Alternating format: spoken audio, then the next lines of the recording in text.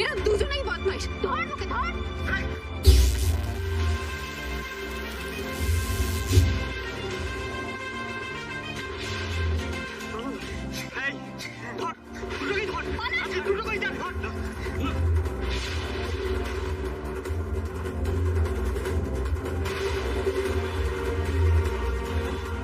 আজ তুই যেখানেই পালাস না কেন পড়না সৃজনকে নিয়ে, সৃজনকে বাঁচাতে পারবি না। আজ এই চালে তোকে মাত দেব। দিদি, দুজনই পালালো, এবার কি করবো? তোমাদের দিদিকে মলেস্ট করে পালিয়ে গেল, তোমরা কি করবে? মানে পুলিশে যাও। যাও যাও, চল চল চল।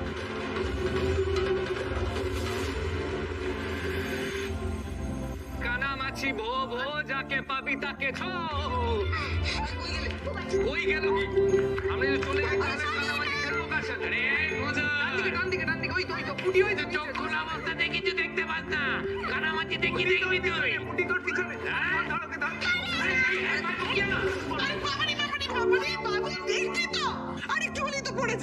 আরে কি হলো কি ভাইপা, এত তাড়াহুড়ো কি চায়?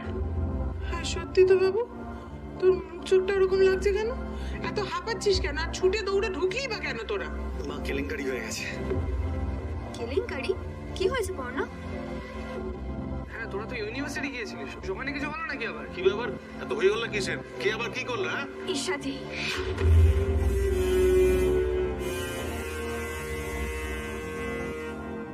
ঈশা?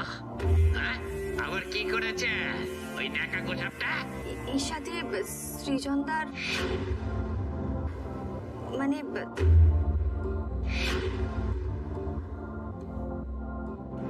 মেজকা, কি হয়েছে গো? পুটি ভাই, তোমাদের এখানে থাকার দরকার নেই, তোমরা ঘরে চলে এসো। ও বন্ধু, বলো না কি হয়েছে? পুটি, তেমন কিছু হয়নি, একটু রাগারাগি হয়েছে শুধু। তোমাকে এসব নিয়ে ভাবতে হবে না। আচ্ছা, আজকে তোমার স্কুলে হোমওয়ার্ক নিয়ে কোনো ঝামেলা হয়নি তো? না, আজকে সব ঠিক ছিল। বেশ, ঠিক আছে, চলো তো আমি তোমার সঙ্গে ঘরে গিয়ে দেখি কেমন হয়েছে সবকিছু। চলো চলো।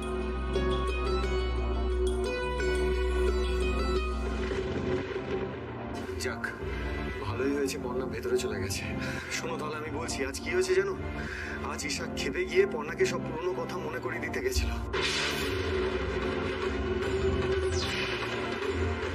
বারে বাহ, ঈশা তার মানে এইবার একেবারে ভালো করে প্ল্যান করে নেমেছে। সর্বনাশ। তারপরে কি হলো? তারপরে আমাকেও ওদের মাঝে ঢুকতে হলো। পর্ণার সামনে তুমি লুজার ছিলে, আছো আর ভবিষ্যতেও থাকবে। এই সৃজন, অনেকক্ষণ ধরে ভুলভাল কথা বলছো, বুঝতে পেরেছো তো? এরপর তোমার এমন অবস্থা করবো যে কেঁদেও কুল পাবে না।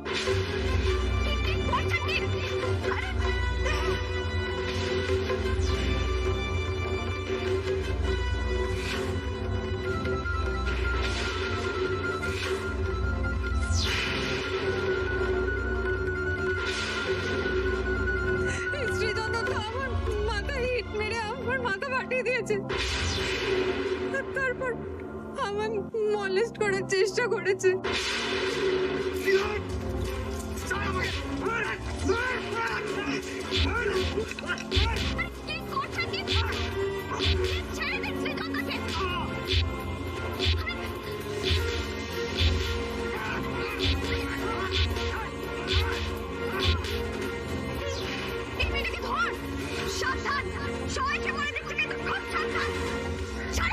এরা দুজনেই বদমাইশ। ধর ওকে, ধর।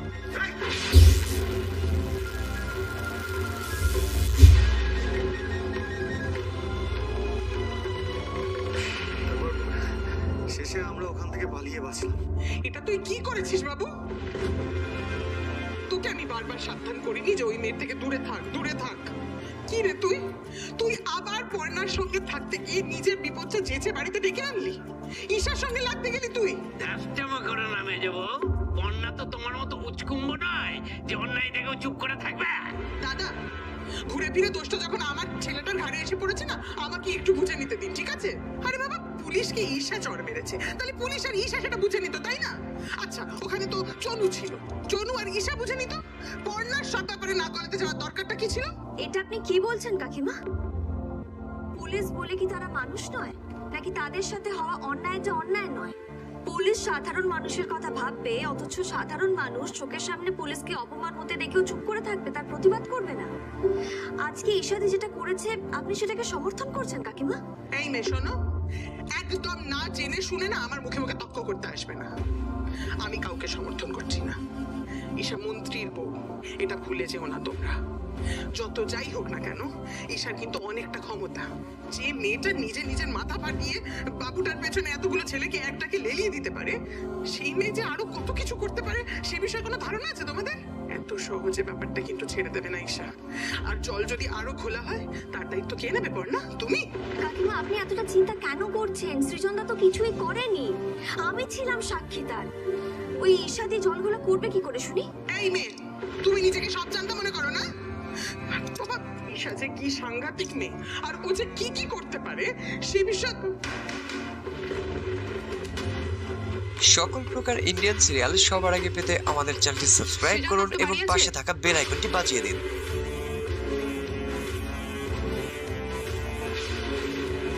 কি ব্যাপার, পুলিশ সৃজনকে খুঁজছে, আর এই ছেলেগুলোই বা কারা?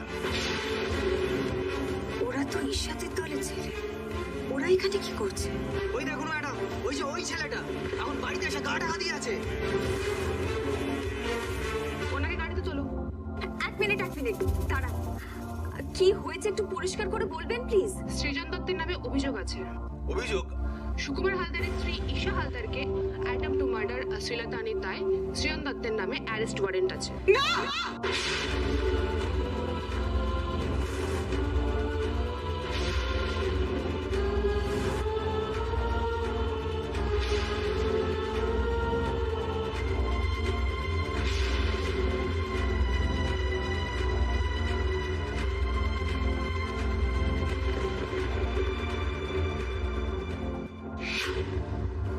সৃজনদার নামে অ্যারেস্ট ওয়ারেন্ট বার করে দিয়েছে। দেখুন ম্যাডাম, আমার মনে হচ্ছে আপনাকে ভুল বোঝানো হয়েছে, কিংবা আপনি ভুল বুঝছেন। আমাদের সৃজন কিন্তু ওরকম ছেলে নয়। আপনাদের যা বলার কোর্টে গিয়ে বলুন। এই যাও, ওনাকে নিয়ে আসো, চলো। দাঁড়ান, এই অভিযোগ সম্পূর্ণ মিথ্যা ম্যাডাম। কিসের ভিত্তিতে এই কথা বলছেন আপনি? ম্যাডাম, এই ঘটনাটা যখন ঘটে তখন আমি নিজে সামনে ছিলাম। ঈশাকে সৃজনদাকে ফাঁসাবে বলে মিথ্যে নাটকটা করেছে। দেখেছেন ম্যাডাম, একটু আগে ইনি রাস্তায় দাঁড়িয়ে অন্য লোকের ভুল ধরছিল, আর এখন যে কেস নিজের বাড়ির লোকের দিকে ঘুরে গেছে, অন্য সুর গাইছে। নিজের বেলায় আটি শুটি আর পরের বেলায় দাঁত কোপাটি। ম্যাডাম, একে এক্ষুনি নিয়ে চলুন। যে ছেলে মেয়েদের মান সম্মান নিয়ে এভাবে খেলা করে তাদের কঠিন শাস্তি হওয়া উচিত।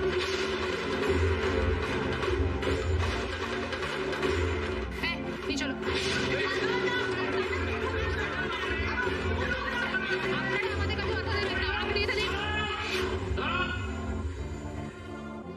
আরে ম্যাডাম, আপনি কি এই থানায় নতুন? হ্যাঁ, কেন বলুন তো? না সেই জন্যই জানেন না। মানে কি বলতে চাইছেন আপনি? না না, এই যে ঈশা, এই ঈশা মেয়েটি হচ্ছে হাড়বজ্জাত, বুঝতে পেরেছেন তো? ওর কথায় বিশ্বাস করে আপনি সৃজনকে অ্যারেস্ট করে খুব ভুল করছেন, কিন্তু আমি বলে দিচ্ছি। সৃজনদা কিছু করেনি, সৃজনদা নির্দোষ। ম্যাডাম, আপনার কোথাও ভুল হচ্ছে, ভুল হচ্ছে আপনার কোথাও। ঠিক ভুলের বিচারটা পুলিশকেই করতে দিন। সরে যান আপনারা সামনে থেকে। এই নিয়ে চলো। আরে বাবা, এ তো খেলা পুরো ঘুরে গেছে দেখছি। মেঘনা চাইতে চল। ঈশা, ঈশা তুই সত্যি ঈশা মাতা। ম্যাডাম, আমি কিচ্ছু করিনি, আমার কথাটা শুনুন, আমাকে ফাঁসানোর চেষ্টা হচ্ছে। প্লিজ আমার কথাটা শুনুন, প্লিজ একবার। ঈশাদির হেনস্থাকারীর কঠিনতম শাস্তি চাই। হ্যাঁ, শাস্তি চাই। এই থামো, বেরো বেরো। ম্যাডাম প্লিজ, আপনি কেন বুঝতে চাইছেন না? আমি তো বলছি আমি ওখানে ছিলাম, কেন বিশ্বাস করছেন না? আমার স্বামীকে ছেড়ে দাও গো, ওকে কোথাও নিয়ে যেও না গো, ও বড় ভালো মানুষ, আমার স্বামীকে ছেড়ে দাও।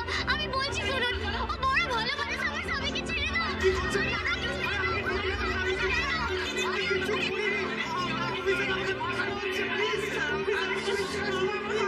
সত্যি এইভাবে চোখের সামনে দিয়ে ছেলেটাকে বাড়ি থেকে তুলে নিয়ে চলে গেল, আমরা কিচ্ছু করতে পারলাম না। দেখলে না, দেখলে তুমি ঈশা কত বড় সর্বনাশ করতে পারে? দেখলে? তুমি তো ঝামেলা করেই খালাস, এখন তোমার ঝামেলার ফল পোহাতে হচ্ছে আমার বাবুটাকে। শুধুমাত্র তোমার জন্য আমার ছেলেটাকে গারদে যেতে হলো।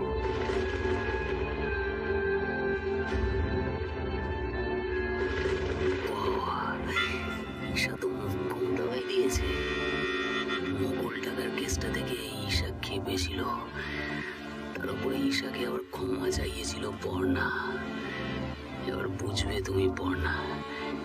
ঈশার সাথে লেগে তুমি মোটেও ঠিক কাজ করোনি, এবার হাড়ে হাড়ে টের পাবে। কাকিমা, আমি আপনার দিকটা বুঝতে পারছি। এই সময় মাথা ঠান্ডা রাখাটা খুবই মুশকিল, কিন্তু আপনি একটু ভরসা রাখুন। আমরা সবাই মিলে সৃজনদাকে ঠিক বাড়িতে ফিরিয়ে আনবো।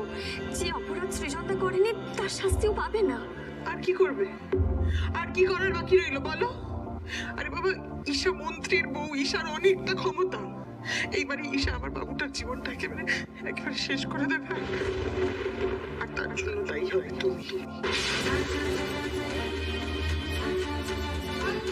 তুমি তুমি তুমি কাকিমা, কাকিমা প্লিজ, কাকিমা।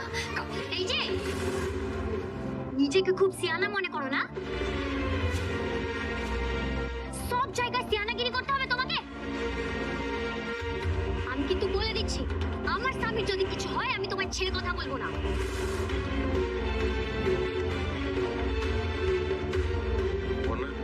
কি হবে এখন? চিন্তা করবেন না, যতই যাই হয়ে যাক না কেন সৃজনদাকে তো আমি বাড়ি ফিরিয়ে আনবই। বিনা অপরাধে আমি সৃজনদাকে শাস্তি পেতে দেব না। আমি এক্ষুনি থানায় জানাচ্ছি।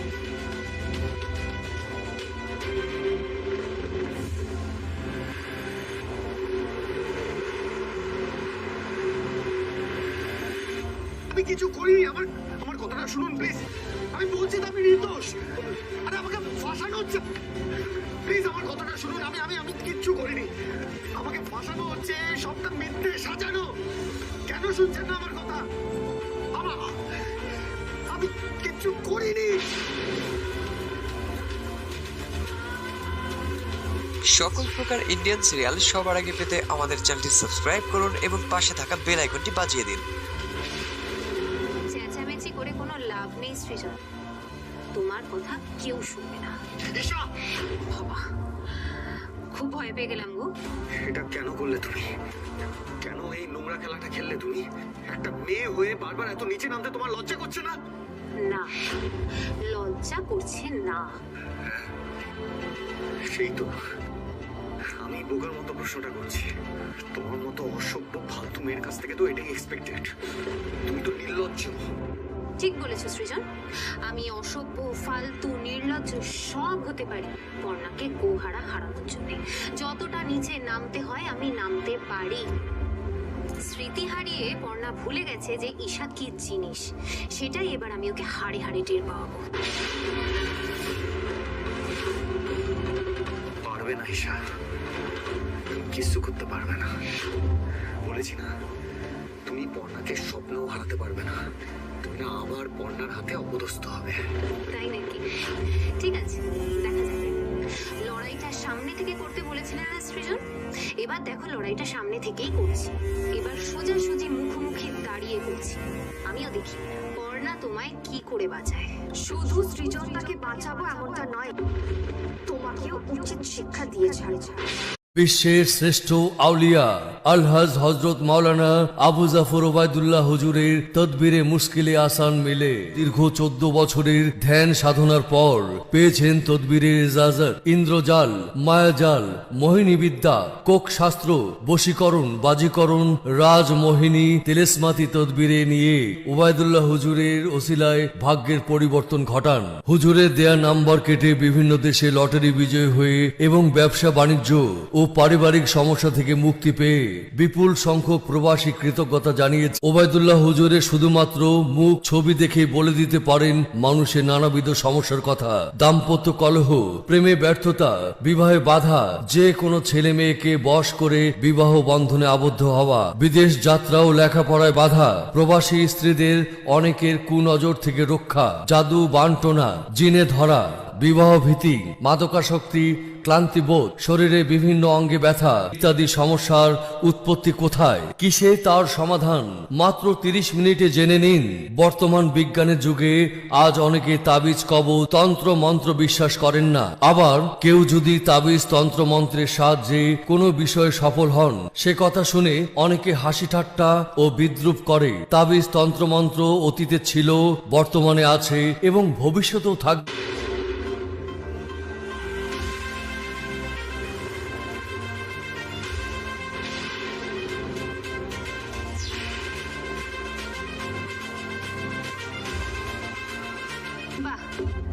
এসেছিস, কিন্তু তুই কিচ্ছু করতে পারবি না, কিচ্ছু না। অবিলম্বে সৃজন দত্তর ফাঁসি চাই, ফাঁসি চাই, ফাঁসি চাই। জননেত্রী ঈশা হালদারের উপর অত্যাচারের কড়া শাস্তি সৃজন দত্তকে দিতেই হবে, দিতেই হবে। যত সলা পরামর্শ করার করে নে, কিন্তু তুই সৃজনকে বাঁচাতে পারবি না।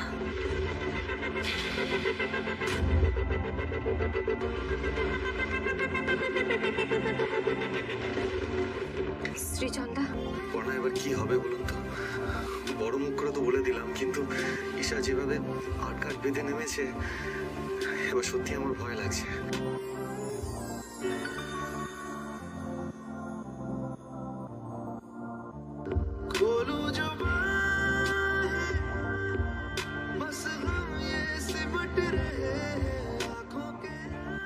পুটির বেলায় আমার উপরে ভরসা করে তো আপনি ঠকেননি, এবারও আমার উপরে একটু ভরসা রাখুন।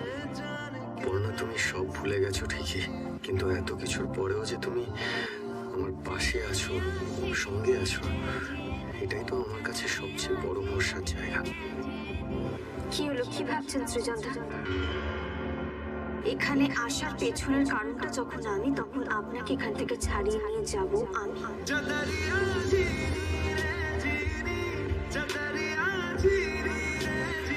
ঈশাদির ক্ষমতা, ঈশাদি জিন্দাবাদ, ঈশাদি জিন্দাবাদ।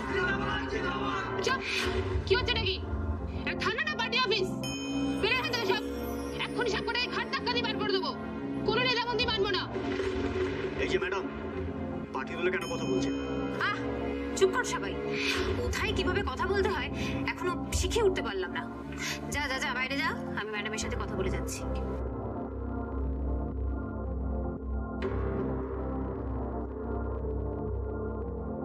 ছোট ছোট ছেলে তো ম্যাডাম, এখনো ঠিক কাস্টমস গুলো শিখে উঠতে পারেনি। এবার তাহলে আপনার কাজ শুরু হোক ম্যাডাম। মন্ত্রী সুকুমার হালদারের বউয়ের গায়ে হাত উঠেছে, সৃজন দত্ত যেন দেখতে পায় নরক কি জিনিস। আসি।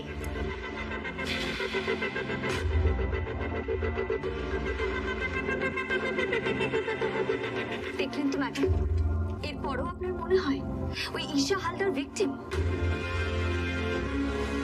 চুপ করে থাকবেন না ম্যাডাম, প্লিজ বলুন না। এত কিছুর পরও কি আপনার মনে হচ্ছে যে ওই ঈশা হালদার? না, মনে হয় না। হ্যাঁ, আমি খোঁজ খবর নিয়ে যতদূর জানতে পেরেছি, ঈশা হালদার মেয়েটি মোটেও সুবিধের নয়। ধরুন ধরার মিথ্যাবাদী তো বটেই, এমনকি ধান্দাবাজও। না হলে ক্ষমতার লোভে কেউ সুকুমার হালদারের মতো মানুষকে বিয়ে করতো না। আর সেই মেয়ের পক্ষে। তাহলে আপনি কেন ওর কথা সৃজনদাকে অ্যারেস্ট করলেন? আমার কথা কিন্তু এখনো শেষ হয়নি ম্যাডাম। ঈশা হালদার কেমন মানুষ, কেন করেছিল, কিসের জন্য করেছিল, আমি সবটাই জানি, কিন্তু তারপর আমার কিচ্ছু করার নেই। আপনাকে যেটা বললাম সেটা আমার ব্যক্তিগত মতামত, আর ব্যক্তিগত মতামতে আইন চলবে না। তাই আইনের কাছে এর কোনো দাম নেই। সত্যের কোনো দাম নেই আইনের কাছে? আছে, কিন্তু সেটা প্রমাণ করবে আদালত। আমাদের কিচ্ছু করার নেই ম্যাডাম, আমরা কেউ সিস্টেমের বাইরে নই। তাই আমাকে ঈশা হালদারের কমপ্লেনের ভিত্তিতে অ্যাকশন নিতে হবে। আর কাল পরশু কোর্ট বন্ধ, এর মাঝে বেলও পাবে না সৃজন দত্ত।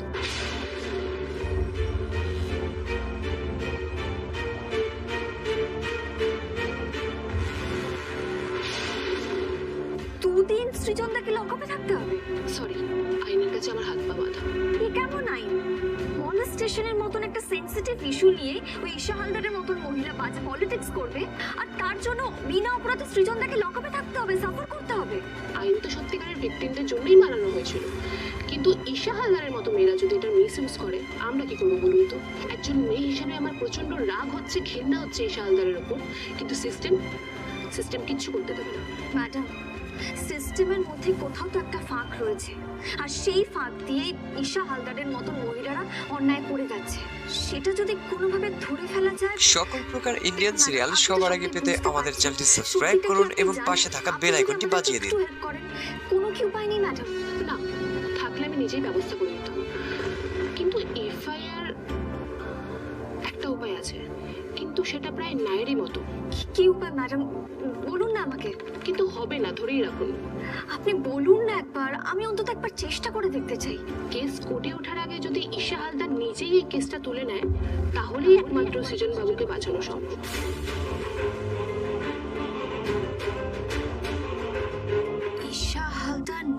কেস তুলবে। কিন্তু ঈশা হালদার যেরকম মেয়ে সে সেটা কোনোদিন করবে না। বরং আপনারা একটা ভালো উকিলের ব্যবস্থা করুন যাতে কোর্টে সৃজন বাবুর সাজাটা কম করানো যায়।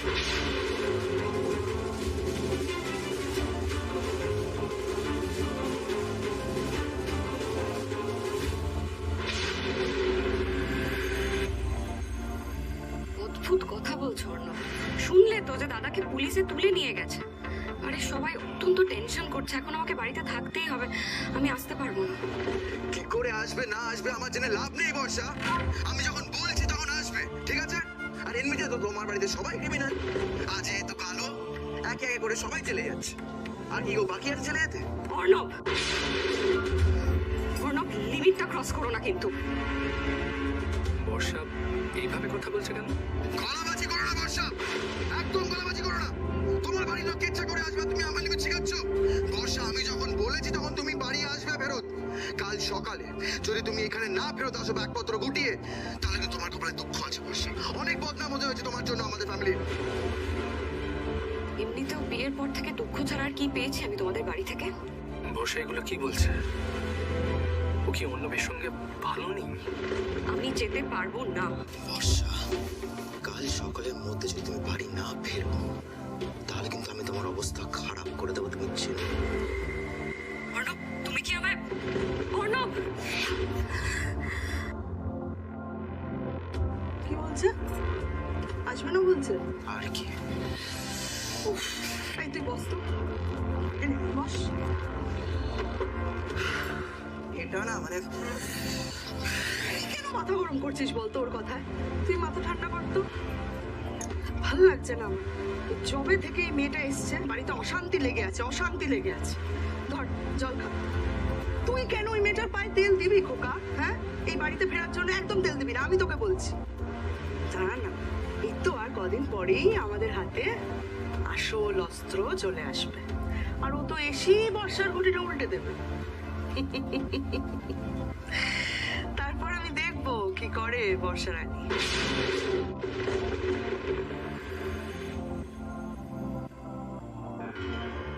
তুই এখানে? কে কেস কি? ঝগড়া করছিস কেন?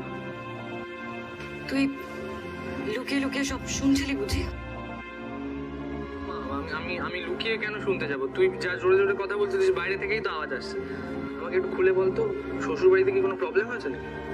হঠাৎ এত প্রশ্ন করছিস কেন পিকলু? তুই জেনে কি করবি? আরে বর্ষা তুই দেখ, ভুল ভাবিস না। মানে আমি তোর আর অর্ণবের পার্সোনাল লাইফে ঢুকতে চাই না। তুই আমার একমাত্র কনসার্ন। তোর কিছু হলে আমি এত যখন কনসার্ন তখন চাকরি করতে চলে গেছিলিস কেন? তেমন তো কোনো খোঁজও নিসনি কেমন আছি না আছি। খোঁজ নিয়েছি বর্ষা, খোঁজ নিয়েছি। হ্যাঁ, তোকে হয়তো আমি ফোন করিনি। কেন? যাকে নিয়ে কনসার্ন তাকে ফোন করতে তোর কি সমস্যা হচ্ছিল? আমি চাইছিলাম না যে আমার জন্য তোর কোনো প্রবলেম হোক, তুই ঘেঁটে যাস আমার জন্য। আমি একমাত্র তোর ভালো চাইছিলাম, সেই জন্য।